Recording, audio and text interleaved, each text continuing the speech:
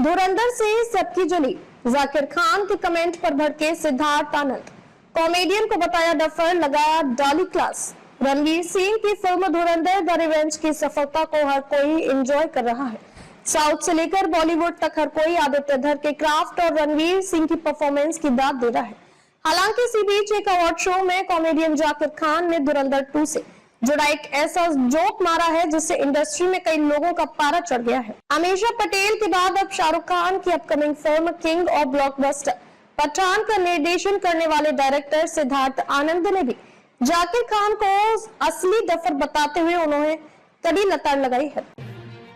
धुरंधर 2 world wide collection. Box office पर धुरंधर 2 का खेल निराला, मंगलवार को जारी रहा तूफान। रणवीर सिंह की फिल्म धुरंधर द रिवेंज को बॉक्स ऑफिस पर अब रोकना मुश्किल ही नहीं, नामुमकिन सा लग रहा है। मूवी को सिनेमाघरों में आए 20 दिन पूरा हो चुके हैं, लेकिन दुनिया भर में फिल्म की कमाई का तूफान कम होने का नाम नहीं ले रहा।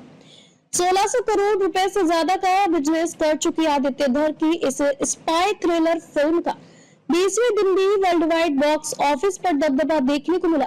1700 करोड़ के क्लब में शामिल होने से रणवीर सिंह की यह फिल्म अब कितने पीछे है। 4000 करोड़ की रामायण पर दर्शकों का रिस्पांस देख नमित मल्होत्रा ने तोड़ी चुप्पी, लोगों को दिलाया ये भरोसा। रणबीर कपूर की रामायण का मोस्ट अवेटेड टीजर हाल ही में रिलीज हुआ और रिलीज होते ही इसने सोशल मीडिया पर खलबली मचा दी है। देखा जाए तो टीजर को दर्शकों की तरफ से मिक्स रिएक्शन मिल रहा है। एक तरह जहां लोग यश के रावण लुक की तारीफ कर रहे हैं, तो वहीं कई दर्शक रणवीर के राम लुक से संतुष्ट नहीं है। सोशल मीडिया पर टीजर को मिला ऐसा रिएक्शन कई लोग ऐसे भी हैं जिन्हें टीजर में एआई के इस्तेमाल की आशंका हुई और वीएफएक्स पर सवाल उठाए जा रहे हैं। नितेश तिवारी डायरेक्टर यह फिल्म 4000 करोड़ रुपए के बजट के साथ बनाई जा रही है और इसलिए दर्शकों को फिल्म से बड़ी उम्मीदें हैं। इसलिए टीजर को लेकर इस पर मिक्स रिएक्शन देखने को मिल रहे हैं। 52 साल पहले मोहम्मद जाफरी ने छोड़ा था ये गाना, बाद में किशोर कुमार ने किया इसे अमर। दिलचस्प है कल्ट सॉन्ग की कहानी। आज हर सिंगर चाहता है कि उसका गाना पॉपुलर हो और लोग उसे पसंद करें। वहीं इंडस्ट्री में बहुत कम म्यूजिशियन होंगे जो एक फिल्म के गाने को किसी और सिंगर के लिए छोड़ते, लेकिन 70 के दशक में म्यूजिशियन अपनी फेम नहीं बल्कि गाने की जरूरत देखते थे और अपने किसी साथी के लिए उसे गाने को छोड़ने से नहीं कतराते थे। एक ऐसा ही दिलचस्प किस्सा है मोहम्मद रफी का, जिन्होंने एक सदाबहार गाने को गाने से मना कर दिया। सिंगर ने कहा कि ये गाना किशोर कुमार की आवाज में बेहतर लगेगा, वे इस गाने को सही न्याय दे सकते हैं और आखिरकार बात सच हुई, क्योंकि ये गाना आज भी एवरग्रीन बना हुआ है। नासा में जाना चाहते थे, पहली फिल्म सुपरहिट, फिर भी लुक के कारण नहीं मिला काम। 18 साल बाद पुष्पा ने सुपरस्टार बनाया। एक लड़का जिसका जन्म फिल्म इंडस्ट्री में गहरी पकड़ रखने वाले एक बड़े परिवार में हुआ। 3 साल की उम्र में वो पहली बार कैमरे के सामने आया। 20 साल की उम्र में बतौर हीरो पहली फिल्म थी, आसानी से मिल गई। नाम था गंगोत्री, जिसके प्रोड्यूसर कोई और नहीं बल्कि उसके पिता ही थे। लेकिन असल संघर्ष इसके बाद शुरू हुआ। पहली फिल्म सुपरहिट होने के बावजूद सांवली रंगत के चलते उसको हीरो मटेरियल नहीं माना गया और कोई भी उसे काम देने आगे नहीं आया। और फिर एक नए डायरेक्टर की फिल्म बन रही थी, बड़े स्टार फिल्म करने में झिझक रहे थे, तब उसकी कास्टिंग की गई। फिल्म का नाम था आर्या। लव ट्रायंगल वाली ये फिल्म सुपर हिट रही और उसको स्टारडम मिल गया। टटीरी सॉन्ग पर रैपर बादशाह ने माफी मांगी। एनसीडब्ल्यू से बोले सिंगर अब ऐसी गलती नहीं करेंगे, 50 बेटियों की पढ़ाई का खर्च उठाएंगे बॉलीवुड सिंगर। रैपर बादशाह ने टटीरी सॉन्ग पर चल रही कंट्रोवर्सी में राष्ट्र महिला आयोग के सामने पेश होकर माफी मांग ली है। मंगलवार को दिल्ली में आयोग के सामने सिंगर के अलावा निर्देशक जोबन संधू, महावीर सिंह के साथ साथ निर्माता हितेन में पेश हुए हैं। मामले की सुनवाई आयोग की अध्यक्षता विजय रहाटकर ने की। आयोग ने गीत के बोल और प्रेजेंटेशन को महिला की गरिमा के खिलाफ बताते हुए नाराजगी जताई। इसके बाद बादशाह और उनकी टीम ने बिना शर्त माफी मांगी और भविष्य में ऐसी गलती न दोहराने का आश्वासन दिया। इसके अलावा बादशाह ने महिला सशक्तिकरण के लिए काम करने, 4 महीनों के भीतर एक पॉजिटिव सॉन्ग बनाने और आर्थिक रूप से कमजोर 50 लड़कियों की शिक्षा का खर्च उठाने का भी वादा किया। दिशा वकानी के पिता एक्टर भीम वकानी का निधन। तारक मेहता शो के अलावा आमिर शाहरुख के साथ की फिल्में पैरालिसिस के बाद हुआ निमोनिया था। तारक मेहता का उल्टा चश्मा में दयाबेन का किरदार निभा चुकी एक्ट्रेस दिशा वकानी के पिता एक्टर भीम वकानी का आज निधन हो गया। भीम वकानी बीते कुछ समय से उम्र संबंधित समस्याओं से जूझ रहे थे। वो बेटी दिशा के शो तारक मेहता का उल्टा चश्मा में भी नजर आ चुके थे। इंस्टाग्राम पर दोस्ती के शक में पिता पुत्र ने गला घोंटा। साक्ष्य छिपाने को वाराणसी से पंडित बुला कराई शांति पूजा। रातों इलाके में नाबालिग की हत्या और शव का अंतिम संस्कार करने के आरोप में पुलिस ने आरोपित पुजारी सुबोध कुमार और उसके पुत्र राहुल कुमार को सोमवार को जेल भेज दिया। जांच में सामने आया है कि पारिवारिक विवाद और सामाजिक बदनामी के डर से इस घटना को अंजाम दिया गया। ग्रामीण एसपी के अनुसार 2 अप्रैल को सुबोध कुमार के घर में पिछले 8 वर्षों से रह रही नाबालिग लड़की के अचानक लापता होने पर ग्रामीणों ने हंगामा किया था। इसके बाद पुलिस ने मामले की गंभीरता को देखते हुए जांच शुरू की। चापाकल खराब है या वाटर सप्लाई का संकट, इस नंबर पर करें कॉल या व्हाट्सएप, तुरंत घर पहुंचेगी टीम। राज्य में बढ़ती गर्मी और जल संकट की समस्या को गंभीरता से लेते हुए ग्रामीण विकास, ग्रामीण कार्य एवं पंचायती राज मंत्री दीपिका पांडे सिंह की ओर से आपातकालीन नंबर जारी किया गया है। मंत्री के कार्यालय द्वारा जारी आपातकालीन हेल्पलाइन नंबर जारी किया गया है। इस पहल का उद्देश्य राज्य में खराब पड़े हैंडपंपों एवं पेयजल से जुड़ी समस्याओं का त्वरित समाधान सुनिश्चित करना है। दीपिका पांडे सिंह ने स्पष्ट निर्देश दिए हैं कि जल आपूर्ति से जुड़ी किसी भी शिकायत पर तत्काल कार्रवाई की जाए और किसी भी नागरिक को परेशानी का सामना न करना पड़े।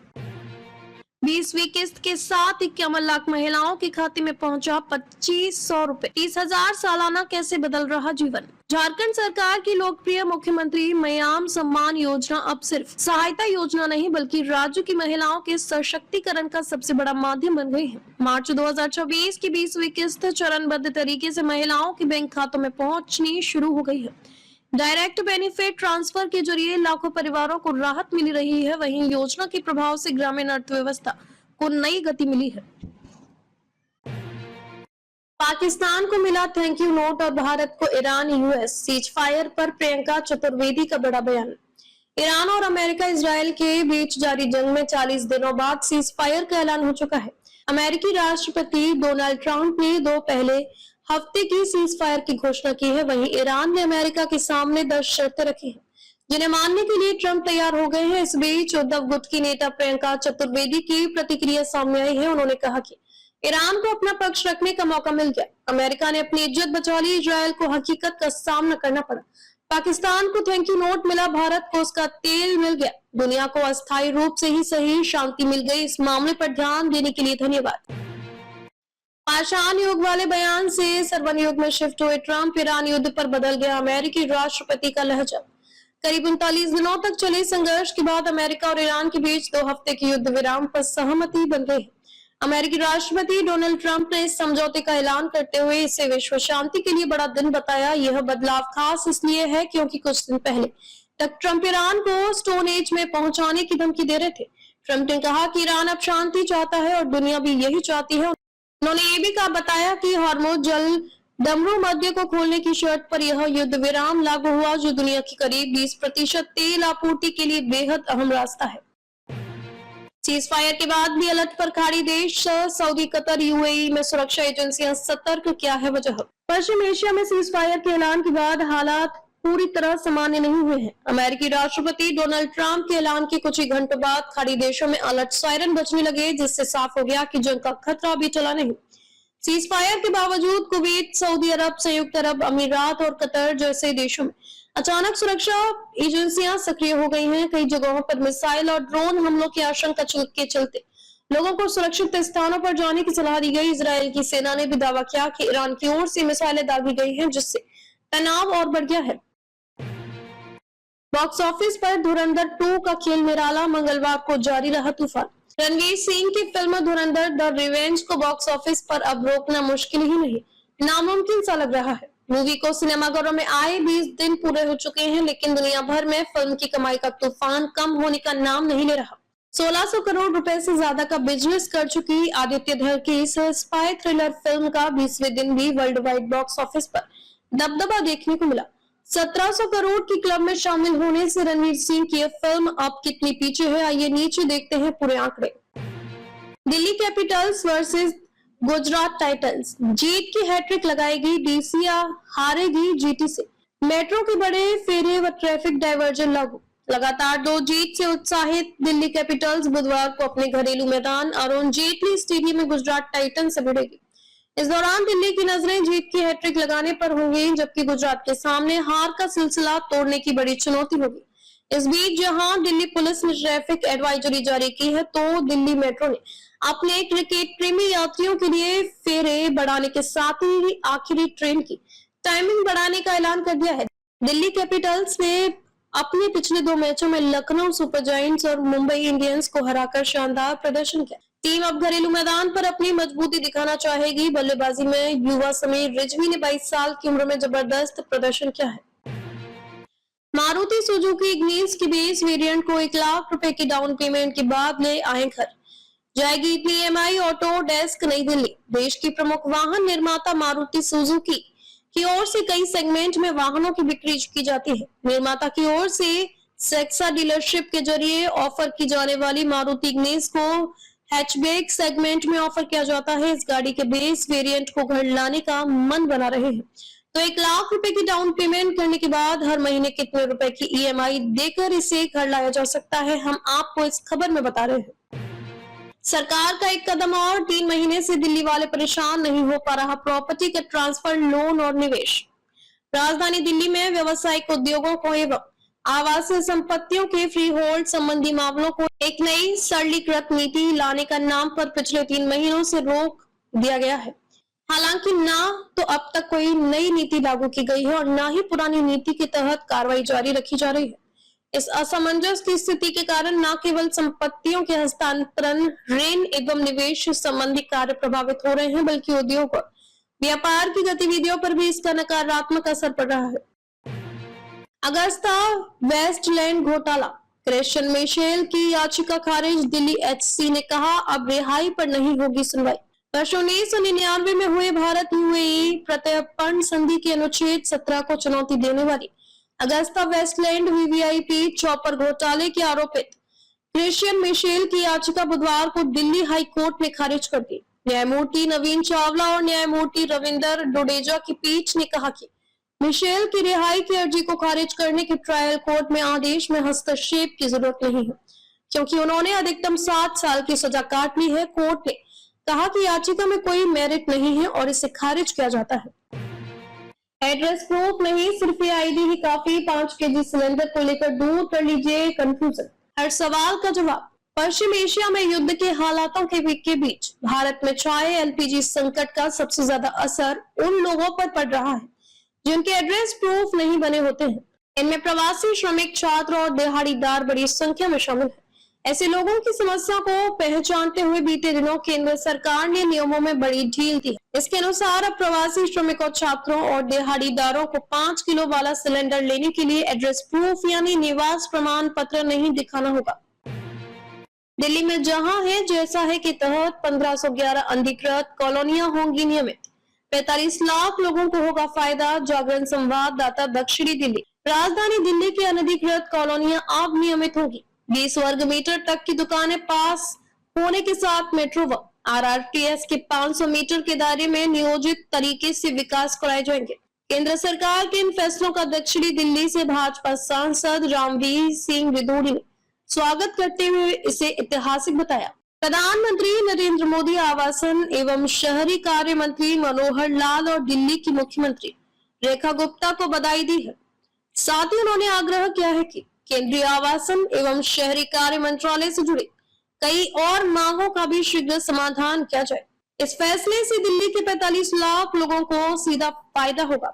राजस्थान में सरस घी के दाम बढ़े। 8 से 20 रुपए लीटर तक महंगा मिलेगा।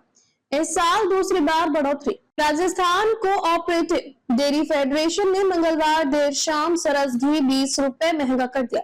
ये बढ़ोतरी बाजार में आज से लागू होगी। नई रेट लिस्ट के मुताबिक आज से सरस का 1 लीटर घी का पैकेट 551 की बजाय 571 रुपए में मिलेगा। 1 लीटर गाय का घी 570 की बजाय 590 रुपए में मिलेगा। इसी तरह 5 लीटर का टिन पैक 2740 रुपए में मिलता था, अब ये बढ़कर 2840 रुपए हो गया है। 15 किलोग्राम का टीन पैक जो पहले 9345 रुपए में मिलता था, अब 9495 रुपए में हो गया।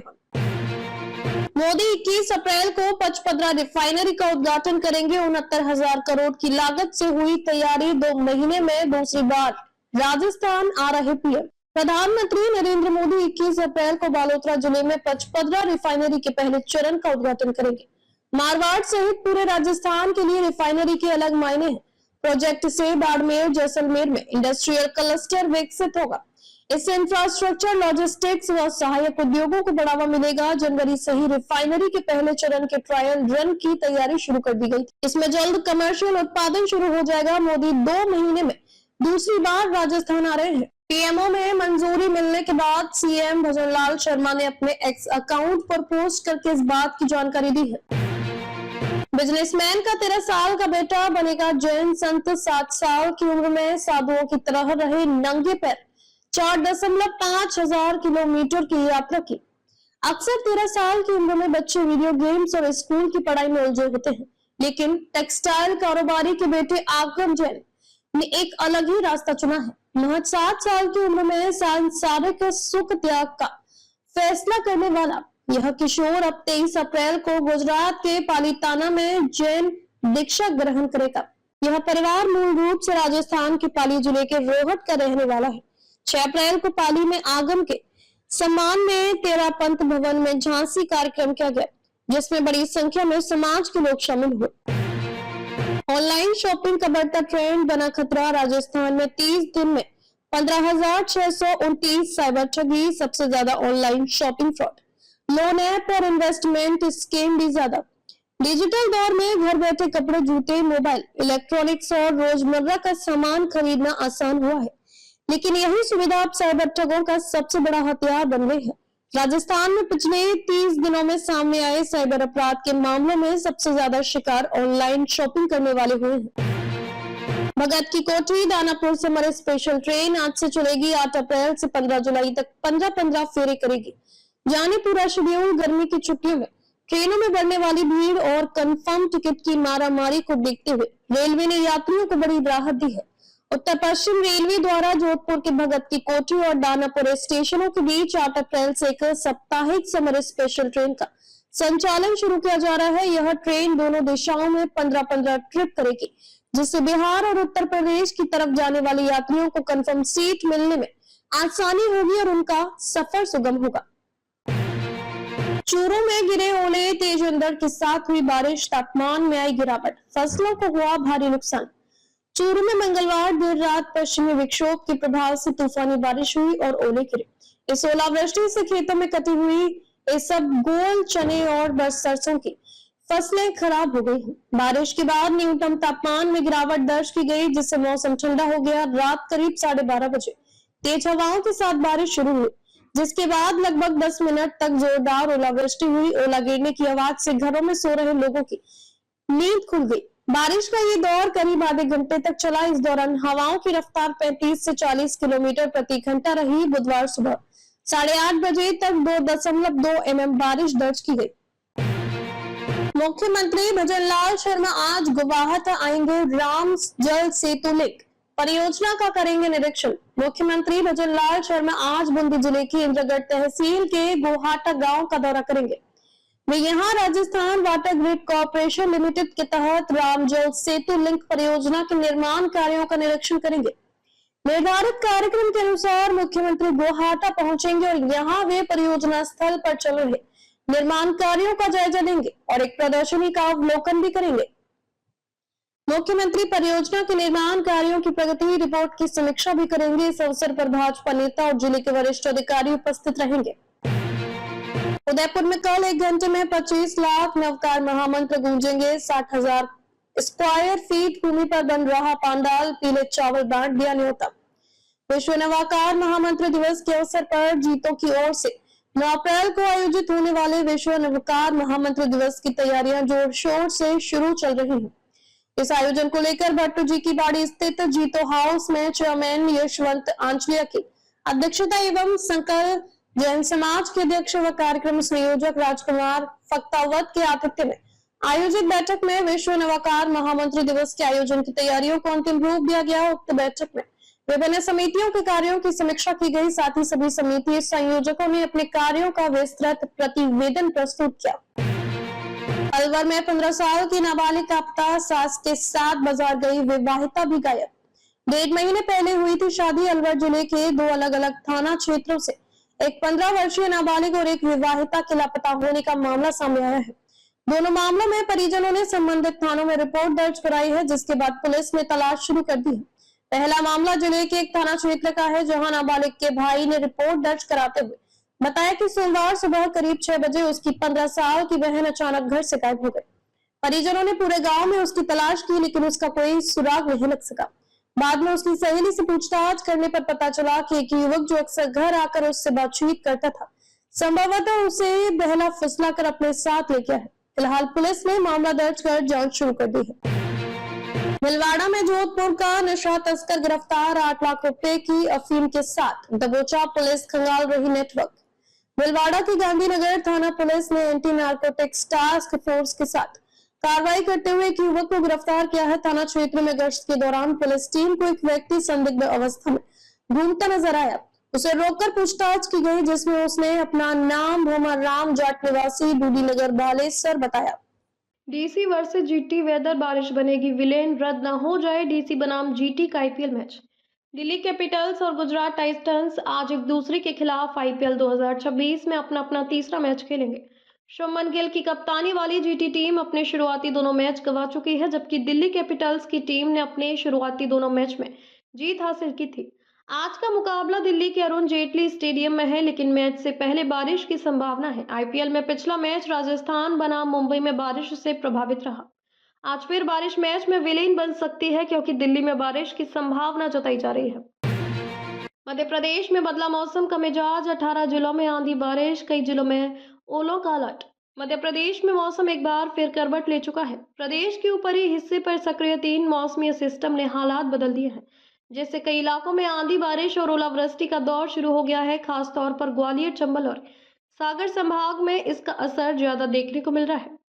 मौसम विभाग के अनुसार बुधवार को दतिया, निवाड़ी, छतरपुर और टीकमगढ़ जिलों में ओले गिरने की संभावना है। वहीं ग्वालियर, भिंड, मुरैना, पन्ना, सतना, रीवा, सीधी, सिंगरौली, कटनी, उमरिया, शहडोल और अनूपपुर समेत करीब 18 जिलों में अगले 24 घंटे के भीतर बारिश का अलर्ट जारी किया गया है। ग्रेटर नोएडा में 40 एकड़ में बनेगी मेट्रो यूनिवर्सिटी, टेक जोन 4 में होगा कैंपस, योगी कैबिनेट से मंजूरी। ग्रेटर नोएडा के सेक्टर टेक जोन 4 में मेट्रो विश्वविद्यालय बनने का रास्ता साफ हो गया है। इस विश्वविद्यालय को मुख्यमंत्री योगी आदित्यनाथ की अध्यक्षता में मंगलवार को आयोजित कैबिनेट की बैठक में स्वीकृति मिल गई है। इससे युवाओं को आधुनिक और रोजगार परक शिक्षा का अवसर मिलेगा। ग्रेटर नोएडा विकास प्राधिकरण के अधिकारी ने बताया कि संस्था sun hill health care private limited Noida को मेट्रो विश्वविद्यालय खोलने के लिए ग्रेटर नोएडा के सेक्टर टेक जोन 4 में कुल 40 एकड़ जमीन आवंटित की गई थी। हवाई सफर पर मिडिल ईस्ट युद्ध की मार, एयर टरबाइन फ्यूल के दाम में बढ़ने से किराया बढ़ा। भोपाल से दिल्ली का सफर 4500 के पार। मिडिल ईस्ट युद्ध के कारण कुछ तेल और एयर टरबाइन फ्यूल एटीएफ के दाम लगातार बढ़ रहे हैं। इसका असर हवाई किराए पर भी नजर आने लगा है। भोपाल से अब सस्ते किराए में टिकट नहीं मिल रहे। लेट नाइट पुणे उड़ान में भी किराया बढ़ गया है। भोपाल से दिल्ली तक सर्वाधिक 7 उड़ानें हैं। इस रूट पर भी फेयर 4500 से अधिक हो गया है। हाल ही में एयरलाइंस कंपनियों ने घरेलू उड़ानों के लिए फ्यूल सरचार्ज बढ़ा दिया था। पर्दे के पीछे सीज फायर का बना प्लान, युद्ध खत्म करने को कैसे तैयार हुए यूएस ईरान। Inside story. पश्चिम एशिया में लंबे समय से जारी अमेरिका ईरान तनाव के बीच एक बड़ी राहत की खबर सामने आई है। दोनों देशों ने 2 हफ्ते की सीज फायर पर सहमति जताई है, जिससे फिलहाल हमले रुकने की उम्मीद है। इस समझौते के तहत स्ट्रेट ऑफ हार्मोज को खोलने और आगे बातचीत शुरू करने का रास्ता साफ हुआ है। हालांकि जमीनी हालात अभी भी पूरी तरह सामान्य नहीं हुए हैं।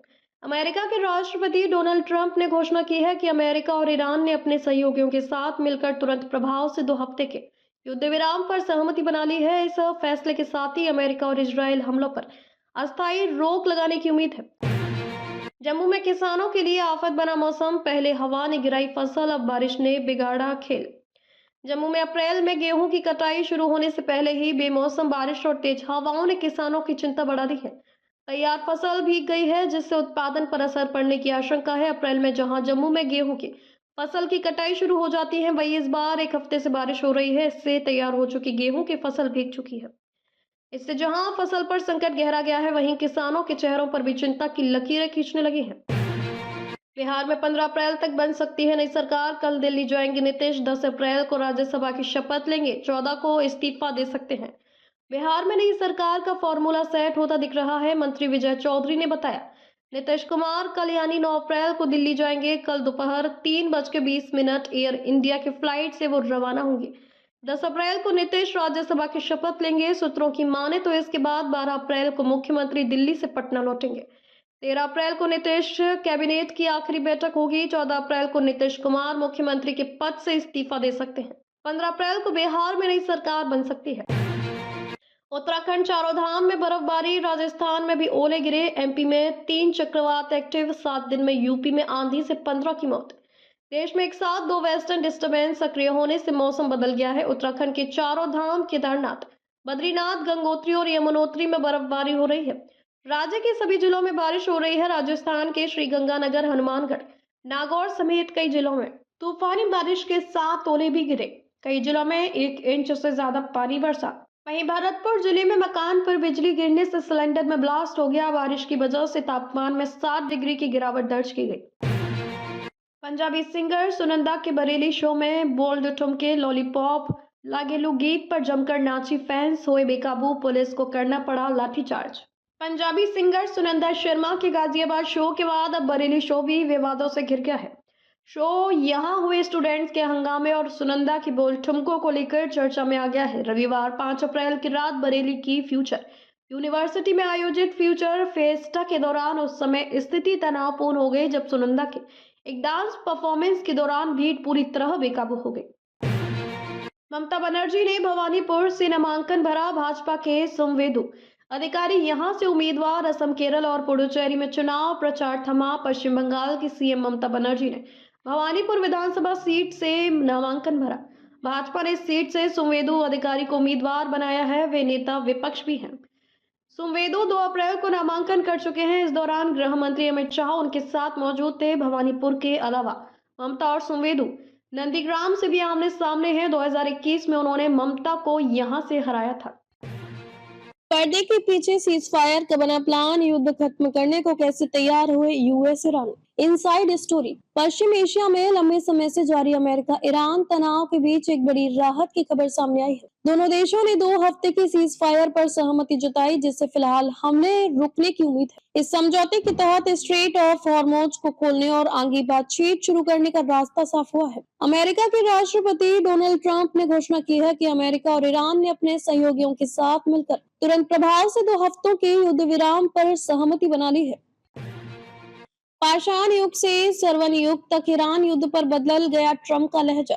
लगभग 39 दिनों के संघर्ष के बाद अमेरिका और ईरान 2 हफ्तों के युद्ध विराम पर सहमत हुए हैं। अमेरिकी राष्ट्रपति डोनाल्ड ट्रंप ने इसे विश्व शांति के लिए बड़ा दिन बताया। करीब 39 दिनों तक चले संघर्ष के बाद अमेरिका और ईरान के बीच 2 हफ्ते के युद्ध विराम पर सहमति बन गई है। अमेरिकी राष्ट्रपति डोनाल्ड ट्रंप ने इस समझौते का ऐलान करते हुए इसे विश्व शांति के लिए बड़ा दिन बताया। ये बदलाव खास इसलिए है क्योंकि कुछ दिन पहले तक ट्रंप ईरान को स्टोन एज में पहुंचाने की धमकी दे रहे थे। सभ्यता खत्म करने की धमकी से सीज फायर तक ट्रंप के यू टर्न की पूरी कहानी। अमेरिका और ईरान के बीच जारी तनाव उस समय अचानक बदल गया जब अमेरिकी राष्ट्रपति डोनाल्ड ट्रंप ने अपनी तय समय सीमा खत्म होने से ठीक पहले युद्ध विराम का ऐलान कर दिया है। इससे कुछ ही घंटे पहले तक ट्रंप ईरान को पूरी तरह खत्म कर देने और सभ्यता खत्म होने जैसी कड़ी चेतावनी दे रहे थे। ट्रंप ने सोशल मीडिया पर कहा था कि अगर ईरान उनकी शर्त नहीं मानता तो एक पूरी सभ्यता खत्म हो सकती, लेकिन डेडलाइन खत्म होने से करीब 1 घंटे पहले उन्होंने अचानक 2 हफ्ते की सीज फायर की घोषणा कर दी। पाकिस्तान का सिर्फ नाम चीन ने किया असल काम। सीज फायर के लिए जिनपिंग ने बनाया था ईरान पर दबाव। अमेरिका और ईरान के बीच हुए 2 हफ्तों की सीज फायर के पीछे चीन की अहम भूमिका सामने आ रही है। बताया जा रहा है कि चीन ने पर्दे के पीछे रहकर ईरान को बातचीत के लिए तैयार करने में मदद की। हालांकि बीजिंग ने खुलकर अपनी भूमिका स्वीकार नहीं की है, लेकिन कई रिपोर्ट्स में उसके सक्रिय कूटनीतिक प्रयासों का जिक्र किया गया है। अमेरिका के राष्ट्रपति डोनाल्ड ट्रंप ने संकेत दिया है कि ईरान को बातचीत की मेज तक लाने में चीन की भूमिका रही। सीज फायर के बाद भी अलर्ट पर खाड़ी देश सऊदी, कतर, यूएई में सुरक्षा एजेंसियां सतर्क। क्या है वजह? पश्चिम एशिया में सीज फायर के ऐलान के बाद भी हालात पूरी तरह सामान्य नहीं हुए हैं। अमेरिका राष्ट्रपति डोनाल्ड ट्रंप के ऐलान के कुछ ही घंटों बाद खाड़ी देशों में अलर्ट सायरन बजने लगे। सीज फायर के बावजूद कुवैत, सऊदी अरब, संयुक्त अरब अमीरात और कतर जैसे देशों में अचानक सुरक्षा एजेंसियां सक्रिय हो गई। कई जगहों पर मिसाइल और ड्रोन हमलों की आशंका के चलते लोगों को सुरक्षित स्थानों पर जाने की सलाह दी गई। अक्षय कुमार के गोलमाल 5 में आते ही छीना अजय देवगन से यह मौका। निर्देशक रोहित शेट्टी ने लिया ये बड़े फैसला। अजय देवगन की फिल्म गोलमाल बॉलीवुड की एक बेहद सफल कॉमेडी फ्रेंचाइजी है। गोलमाल फ्रेंचाइजी की पिछली चारों फिल्मों में कॉमेडी और एक्शन के साथ साथ रोमांस भी कहानी का एक अहम हिस्सा रहा है। रोहित शेट्टी के निर्देशन में बनने वाली इस फ्रेंचाइजी की 5वीं किश्त में जहां अक्षय कुमार की दमदार एंट्री हुई है, तो वहीं उनके आते ही फिल्म के लीड एक्टर अजय देवगन से रोहित शेट्टी ने एक बड़ा मौका छीन लिया है। बारिश बनेगी विलेन, रद्द ना हो जाए डीसी बनाम जीटी का आईपीएल मैच। दिल्ली कैपिटल्स और गुजरात टाइटंस आज एक दूसरे के खिलाफ आईपीएल 2026 में अपना तीसरा मैच खेलेंगे। शुभमन गिल की कप्तानी वाली जीटी टीम अपने शुरुआती दोनों मैच गंवा चुकी है, जबकि दिल्ली कैपिटल्स की टीम ने अपने शुरुआती दोनों मैच में जीत हासिल की थी। आज का मुकाबला दिल्ली के अरुण जेटली स्टेडियम में है, लेकिन मैच से पहले बारिश की संभावना है। आईपीएल में पिछला मैच राजस्थान बनाम मुंबई में बारिश से प्रभावित रहा। आज फिर बारिश मैच में विलेन बन सकती है, क्योंकि दिल्ली में बारिश में की संभावना जताई गई है। उन्हें जिम्मेदारी लेनी होगी। हार के बाद भड़के कप्तान हार्दिक पांड्या, किस पर फोड़ा बम? आईपीएल 2026 के 13वें मैच में रेयान पराग की राजस्थान रॉयल्स ने हार्दिक पांड्या की मुंबई इंडियंस को 27 रनों से धूल चटाकर पॉइंट्स टेबल में नंबर 1 का ताज अपने नाम कर लिया है। राजस्थान की इस धमाकेदार जीत के हीरो रहे उनके ओपनर्स, जिन्होंने मुंबई के गेंदबाजों की धज्जियां उड़ा दी। मैच में मिली हार के बाद एमआई के कप्तान हार्दिक पांड्या काफी भड़के हुए नजर आए।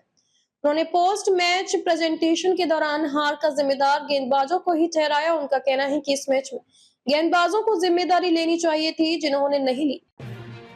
राजस्थान की जीत से बदली पॉइंट टेबल, पंजाब को नंबर 1 से पटका, मुंबई ने झेला नुकसान।